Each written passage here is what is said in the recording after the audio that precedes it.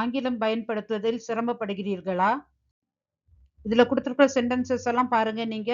He will going to school at 8 a.m. She will be write a letter tomorrow. He will be playing in tomorrow's match. இதெல்லாம் கரெக்டா? He will going சொல்லக்கூடாது. He will be going to school at 8 a.m. அவன் ஸ்கூலுக்கு 8 மணிக்கு போவான். She will be write சொல்லக்கூடாது.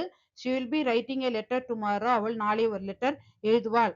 அவன் நாளைக்குள்ள மேட்சில் விளையாடுவானா அப்படின்னு நம்ம ஒரு கொஸ்டின் கேட்கணும்னா நம்மள நிறைய பேர் எப்படி கேட்போம்னா he will be playing in tomorrow's match அப்படின்னு கேட்போம். ஆனா அப்படி கேட்கக்கூடாது.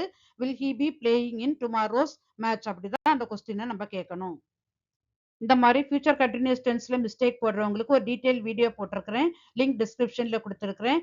அந்த வீடியோவில் அதை பற்றி உள்ள ஸ்டடி மெட்டீரியலும் ஒரு எக்ஸசைஸ் ஷீட்டும் உள்ள பிடிஎஃப் லிங்கையும் கொடுத்துருக்கிறேன். இந்த வீடியோ உங்களுக்கு பிடிச்சிருந்தா லைக் பண்ணுங்க, ஷேர் பண்ணுங்க, சப்ஸ்கிரைப் பண்ணுங்க. நன்றி.